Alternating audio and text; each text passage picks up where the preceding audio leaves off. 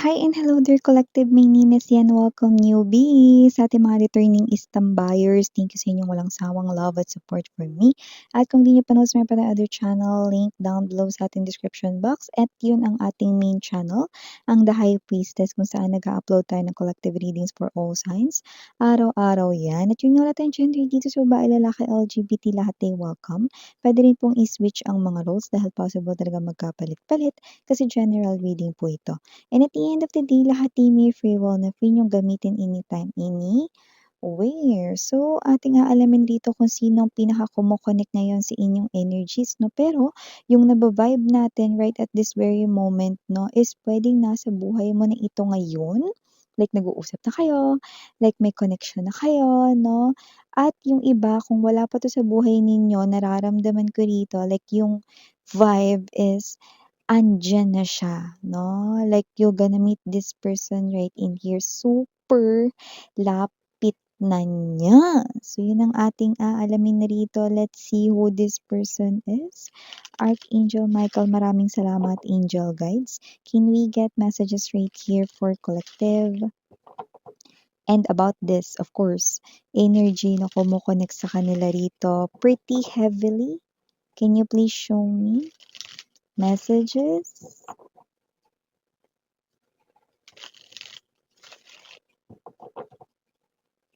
Okay.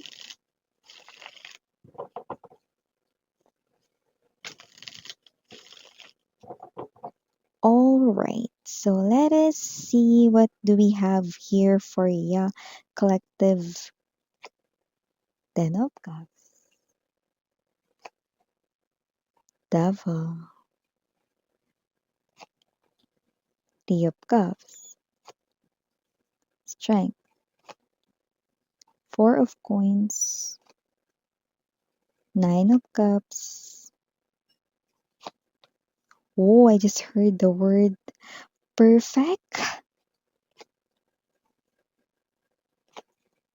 Justice, Three of Swords in reverse, Ace of Cups, Eight of Wands, Ten of... Wow! Look at that dulo-dulo. Tingnan mo. The Ten of Cups and the Ten of Coins. Wow!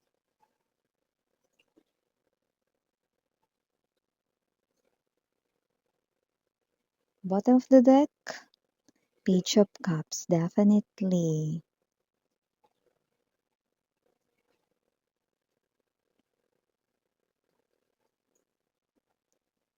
Dito natin ilagay para hindi mag-reflect sa ating lamp. So, wow! I'm seeing sakto.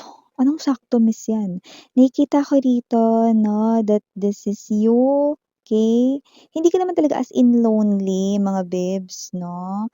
At hindi rin naman itong person na to lonely, okay? Pero parehas ninyo na gusto, no, ng love, ng partner, at hindi lang basta partner, yung talagang matino. Yung talagang swak na swak sa hanap ninyo. Eh, nakikita ko rito 'no, na wish granted, Nine of Cups energy, okay? Nasagot ang wish mo, nasagot ang wish niya. I'm seeing two people right in here at hindi na kayo rito 'no, magiging lonely, yes. Two less lonely people in the world. But lonely no more ang nakikita natin dito 'no. Yung iba hindi naman talaga as literal na lonely 'no, pero siyempre gusto naman ng partner 'no, at itong person na 'to sakto gano'n din siya. So nakikita ko dito kaya nga perfect 'no, at kung papansinin niyo 'no, yung perfect binanggit ko rito 'no, bago ko 'to ilapag 'no, nung time na yon 'no.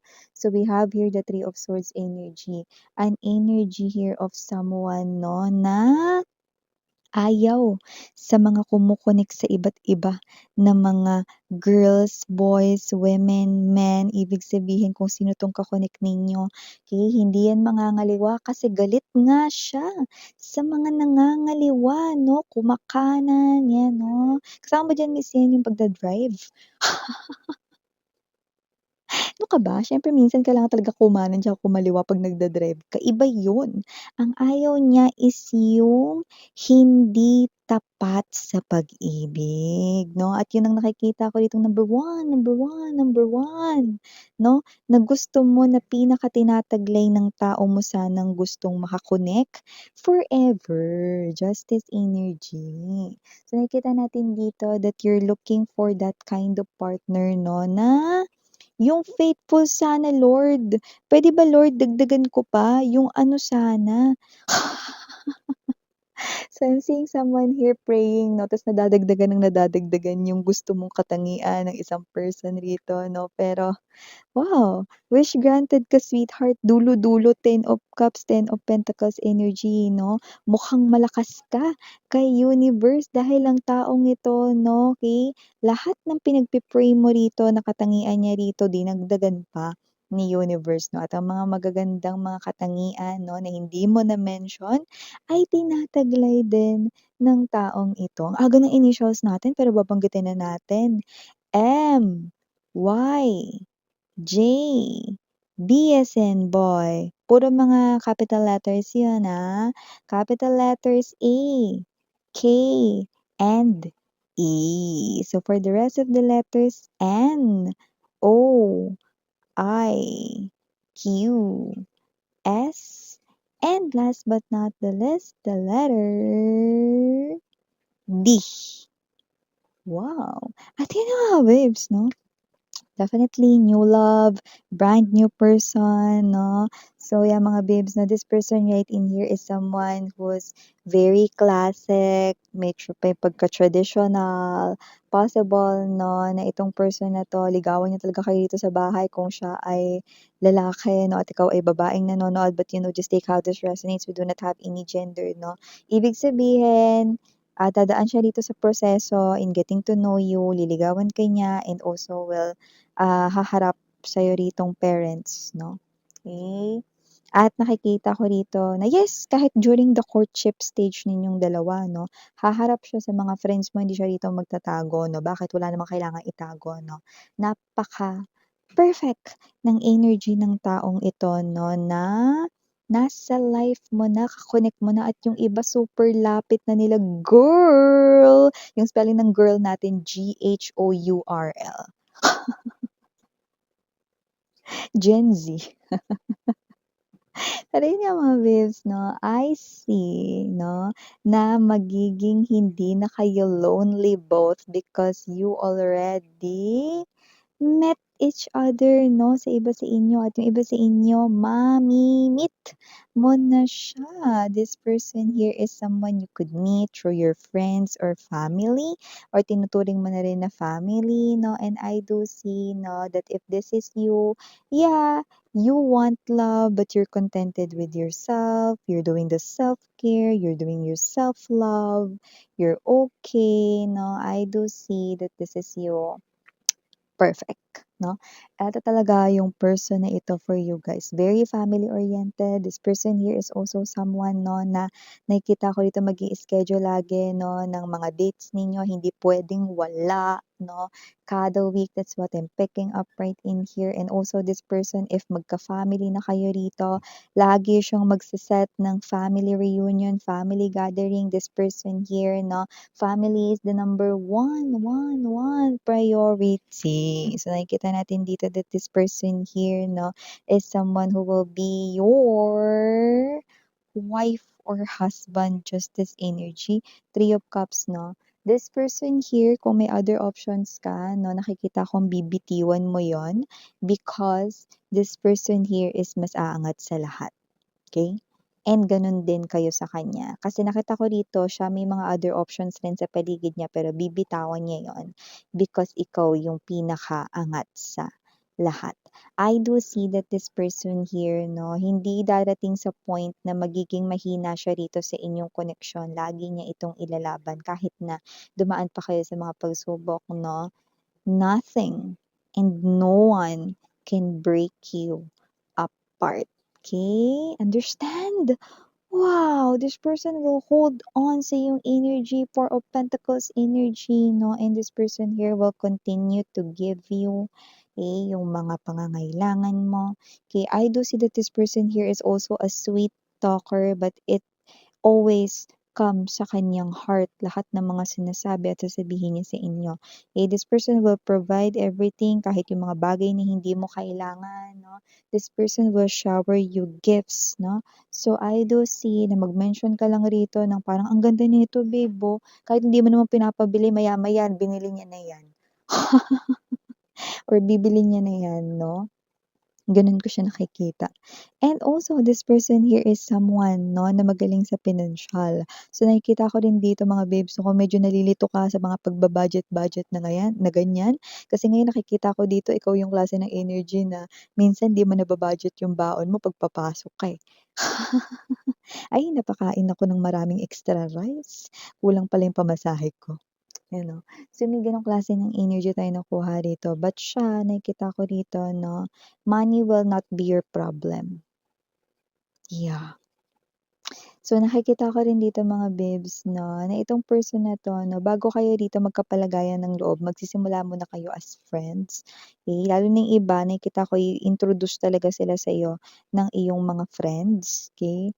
At kung sino man 'tong energy na 'to 'no, this person here is also matalino, okey? At hindi lang yun, madiskarte din siya rito, okey? I just saw 1111, you're on the right path with this person. Wow!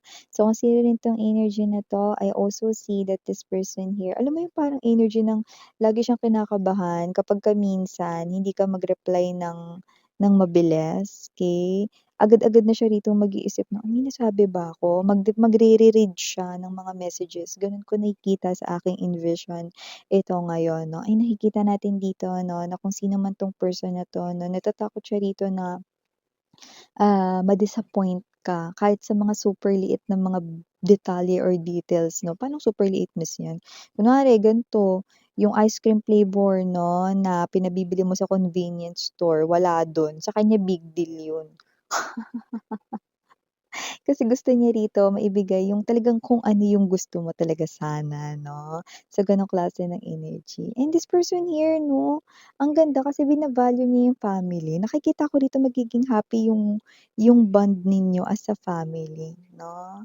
Doesn't have to be na this person here is going for that big family someday 'no, kahit kahit alin 'no, na ipagkaloob ni God sa inyo 'no, as long as kasama niya kayo. LGBTQs of course welcome din kayo 'no. Pero kung may mga LGBTQs, may mga nakikita ako ritong iba sa inyong mga mahal 'no, na mag-aampon kayo rito ng kid or or children, yung nakikita natin dito. But okay, for others hindi naman 'no. You two, okey na 'no, basta magkasama kayo ng, marami rito 'no, na mga times 'no, and nakikita natin dito 'no, that this person here will always be by your side 'no, will be as sweet 'no, as the first ninyong stage ng pagkakakilala, okey?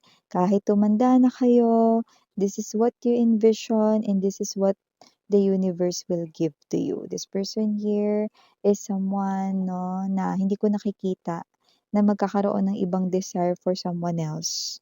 Okay, other than you, like hindi.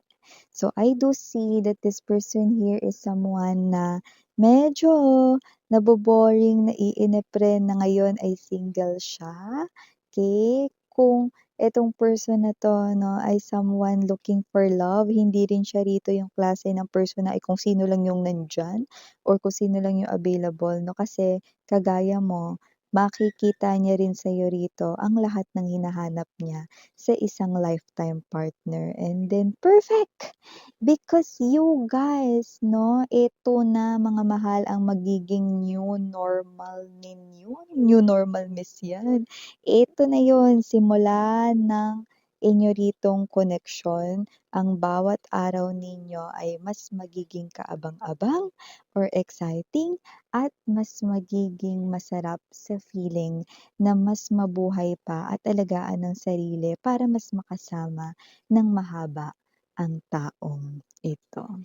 Wow! So for 11/11 nakakita rin tayo rito mga babes ng 888. it.